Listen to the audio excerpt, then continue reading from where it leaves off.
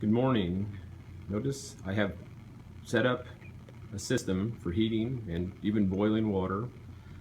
I know you've all seen water be heated and boiled before, so it's probably not too exciting, but some important things that I want you to notice about this. First, if you notice my setup, I have a thermometer suspended into the water, but notice I don't have the thermometer resting on the bottom of the beaker. It is in the middle of the body of the water. You might ask yourself the question, why would that be? Now I know it's kind of tough with my crummy camera phone, but I will tell you that when I first put the thermometer in and before I put the Bunsen burner under the beaker of water, the temperature was steady at 25 degrees Celsius. But now, after adding the burner and letting it heat for a few moments, it's up to 29 degrees Celsius. So the question becomes, what is the heat that is being added by the Bunsen burner doing to the molecules of the water to cause the temperature of the water to rise? And back again, notice still have the Bunsen burner under the beaker of water, still continuing to add heat energy to the water. And notice now the temperature on the thermometer is at about 40 degrees Celsius. So notice the temperature has increased.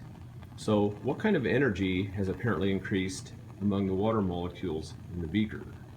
And also notice something else. A lot of little bubbles are forming. Sometimes people think this is boiling, but obviously it's not near the recognized boiling point of 100 degrees Celsius for water. Well, those are actually oxygen bubbles coming out. Remember, oxygen can dissolve in water because oxygen molecules have London dispersion force attraction for one another, but those are weak. So as we have this water being heated, the oxygen becomes less soluble, starts coming out in the form of gaseous oxygen. Boiling is not the release of oxygen bubbles though, so we'll talk about that more in a moment. Okay, back again.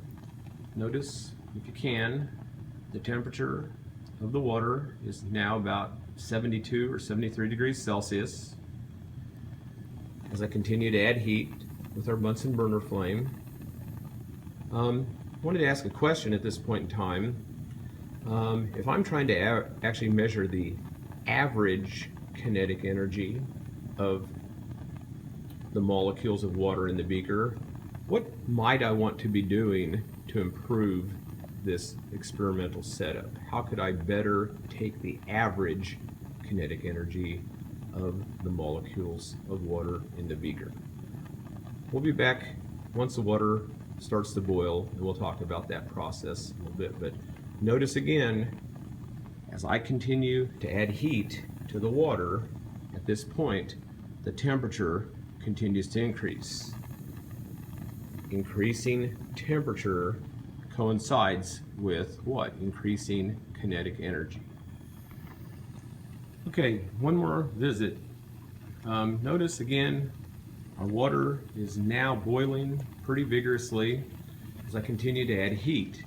Notice our temperature is just slightly above 100 degrees Celsius. Sometimes people get concerned, but alcohol thermometers like we're using are not very accurate.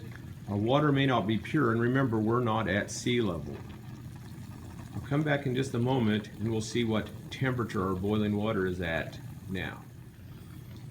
Okay, back again with our boiling water. Notice it's still continuing to boil vigorously, and our temperature is exactly the same as it was several minutes ago at about 104 degrees Celsius. So notice, now that the water's boiling, I continue to add heat, but the temperature, the kinetic energy, does not continue to increase. So the energy involved is a different form. It is potential energy. The energy that we put into some substance that causes its temperature to rise, that can be measured or sensed with a thermometer, is often referred to as sensible heat.